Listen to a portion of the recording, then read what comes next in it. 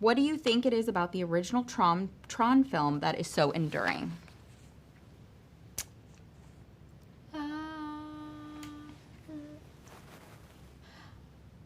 I think the original Tron film is so enduring because it kind of encapsulated our human fascination with all things related to the emerging computer tech world. And as science fiction has been something that we have used as parable for so many decades, it has been a way for us to work out our greatest fears and curiosities and imaginations. And so I guess as tech and CGI and artificial intelligence and the impact that that can have on film has expanded, you know, seeing the ultimate manifestation of that in a film, like in Tron, is a very exciting prospect. And so having someone like Justin and Jared and Joachim at the helm of that, knowing that they have the utmost interest and the budget to create the best version of that, I can understand how that could be like the ultimate excitement for a fan.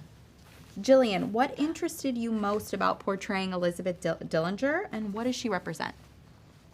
I guess Elisabeth Dillinger represents the voice of reason to a degree, and you know, she has a semblance of a moral compass, and represents the embodiment of fear for the future of her company, fear for the future of humanity, fear for the future of her son's mental health.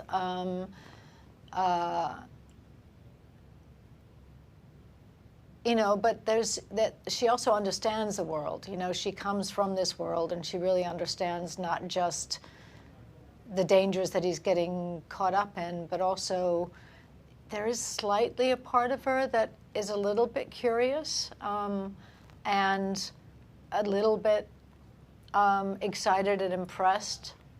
But at the same time, when she realizes that almost like the rest of humanity, we're excited and we really want AI to be in front of us, but the minute it is, we're like, oh no, it's too late, what are we doing? And I feel like that's kind of where she's at, is, you know, she didn't put the brakes on early enough. Like, we haven't put the brakes on early enough to actually make a difference. Okay. Evan, can you describe your experience working with Joachim, and what were your early conversations about Julian Dillinger like, and how did you make the character your own?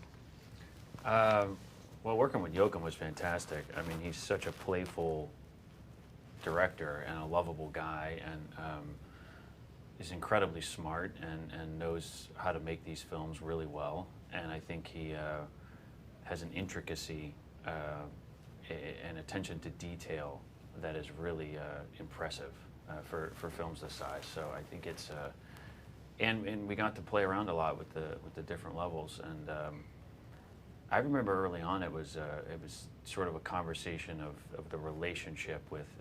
At one point it was going to be my father, and then and then we kind of it kind of came around. Somebody came to their senses? Yeah, and it's so much better if he's a kind of mama's boy, and he's kind of seeking your love and approval, and we had this father figure who was sort of in the distance that, you know, was looming over us, and the grandfather figure that was looming over us, and all this pressure and intensity and drive to succeed that makes you not think clearly. You just want it so badly now that you're getting ahead of your skis. So How did the giant practical sets help you guys shape your performances? Well, the giant practical sets on the one hand, were so giant that they felt intimidating, and it's quite something to step into a film of this size and this budget because, which I think that Evan did such a phenomenal job. Is his performance rose to the size of the. No, but in a really good way. I can't imagine like a smaller performance or a less energetic performance filling that space to be able to carry you on the ride that and there's an intensity to him that I think is really important that you get the sense of very early in the film, to understand the precariousness of the situation. And so on the one hand, yes, we had practical sets in that, but on the other hand, it was like an airplane hangar with blue interior walls for the, so it was both helpful and unhelpful all at the same time. Yeah, I agree. There were certain things that were practical, like the giant tank that shows up and Ares is lowered down. I was like, wow, how much did that cost? But there's other things, it's kind of fill in the blanks. And they had one laser thing in the transfer bay, but they didn't have the other one. So it's kind of like, right. You had to you got the gist, which was really great. And the amount of money, and again, the attention to detail on the sets was incredible. My desk was awesome. It was beautiful. You mean my desk? Your old desk. My desk now. It had screens in it. It had a keyboard. They're lighting it up. It was really awesome to be able to react off of that. Yeah. What's that? I designed it. Yeah. What about this film will resonate most with audiences, and why does it need to be seen on the biggest screen possible? Well, it's such a, the conversation that it elicits is one that we're already having on a daily basis in real life. And so, it's a perfect time, whereas the first Tron film was all about imagining a future. This Tron film is about, imagining something that is actually here in our present and that we're having to grapple with on a daily basis. And so it feels incredibly prescient, but also it's clearly done in a very competent and thrilling way by the team that put the film together. And it's it's a wild ride, and it has the most incredible soundtrack by the Nine Inch Nails, and the CGI, and also the performances are so fantastic, and there's lots of chase scenes, and there's it's pretty much something for everybody. And so if you can see it in an IMAX theater, I would say do yourself a favor and do that. And if not, see it on the biggest screen you possibly can, because it's really awesome. Or VR. Yeah. Put the TV on your nose and just be inside the movie. That's such a good idea. Forever. Forever. Just put it on repeat. Well, I wasn't quite born yet when the original came out. And so I got to know it more as a cultural phenomenon and through fashion, actually. It has had such a major impact on culture. Mm-hmm. And so it wasn't until this movie that I really became fully immersed in it. It's rare to have such a massive franchise, one that spans decades and has withstood the test of time. So I feel like the thing about Tron, it's for everyone. I mean, I've met so many people throughout this process who have like a real childhood connection with it, and other people who didn't find it until they were adults, like myself. I loved working with Joachim. It really takes a very specific kind of director to be able to juggle all of these things. He was able to create this really beautiful homage to this legacy while also creating an opportunity for us to usher in a whole new audience to the franchise. And And I was really, I'm so inspired by his ability to take something this large while also honing into something that feels quite soulful and personal. And I was surprised that, you know, that I got to be a part of something that was all of those things. I learned so much from working with him. He's amazing. He's hilarious. We spent a lot of long nights, night shoots, 6 nights of night shoots, 6 weeks, sorry, where he was shouting into a God mic in his Norwegian accent, telling me to imagine all sorts of things that weren't really there. And I just, yeah, I couldn't say better things about working with him. It was life-changing for me in terms of everything that I learned. Eve Kim is on a mission to fulfill her sister's legacy, Tess, who unfortunately had passed. And it's that will to find the permanence code that she finds herself in this unlikely allyship with a program, the most advanced program known to mankind. His name is Ares. And it's through this kind of Bonnie and Clyde relationship that they are each forever changed by this experience that they have together. Yeah, I think I'm always really fascinated by regular people who find themselves in an extraordinary situation. And in that unexpected moment in their lives, they have to become superhuman. And that's Eve for me. Yeah. We had so many unbelievable designers working on this. I've never, ever worked on anything that had these resources, the thoughtfulness that went into every single detail. I mean, that light suit, I've never worn anything like that. It was tailored to every part of my body in ways that, like, I'm uncomfortable with how intimate that light suit was. You become one with the light suit, I'll just say. They built us these special seats for us. It's basically a bike seat attached to a tripod, and that's the only way you could sit in those light suits. Yeah, I mean, all of it. The light cycles, the recognizers, the identity discs, it was all just it was so fun to work with. It was a dream. It's an actor's dream to have all that stuff. A specific scene or moment that was impactful, well, physically, it was tremendously challenging.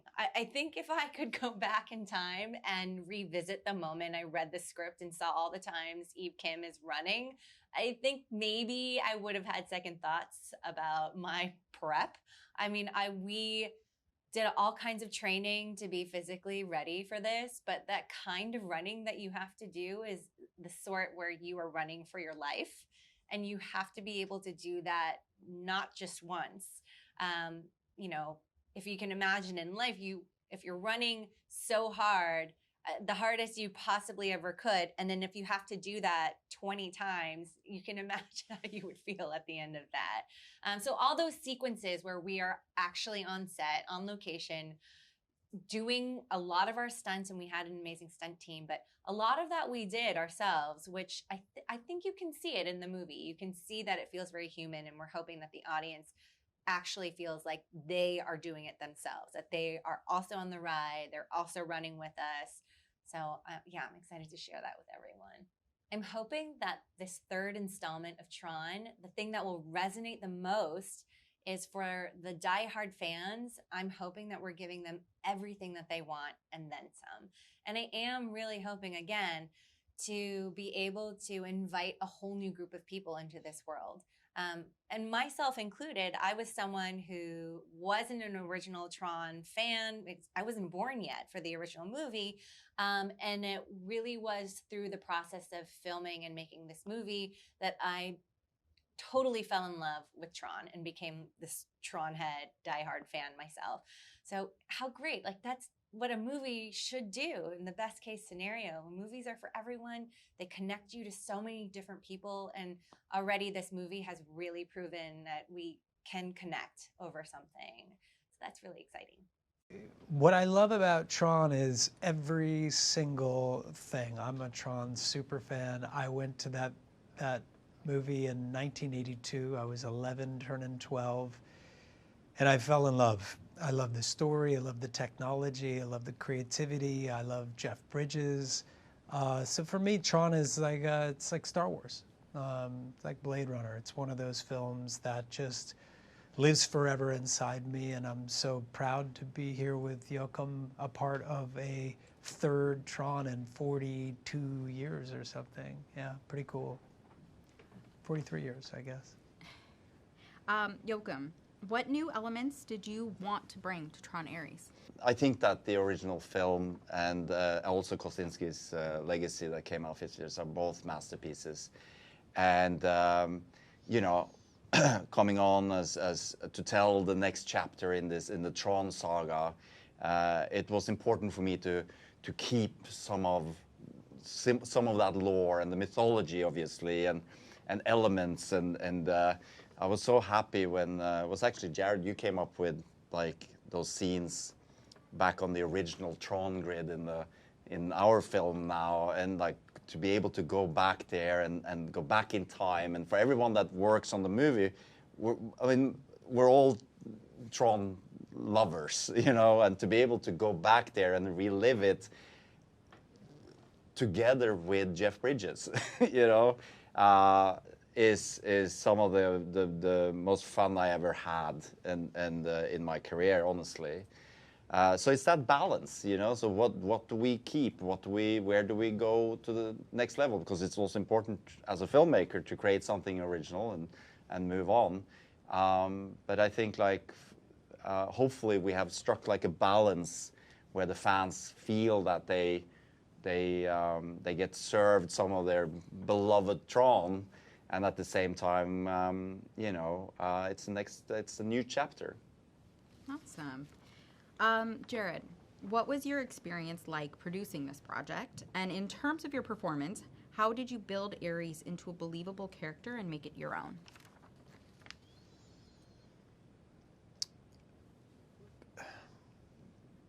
The best thing about producing the project was being able to have a voice. And I think it came in handy being such a Tron fan. I was able to selfishly push and fight and, you know, kick and yell and scream and make sure that, you know, something like the 80s grid stayed intact. First of all, my excuse just to be back inside that 80s film, really a childhood dream. But I also thought it'd be as satisfying, not just for me, but for other fans of the franchise. So that kind of worked out well, that I was such a big fan of Tron in general and was able to kind of have a voice inside the room. And then just to do it, I always feel like my job is just to try to help make a better movie in whatever capacity that I can. There's nothing too small, no task too small or too big. Sometimes they try to get involved with, but also to recognize great talent like Joachim and to support Joachim and to, you know, sometimes the best thing you can do is to get out of the way, even if you disagree, because guess what? You can be wrong, and you have to trust the people that you work with.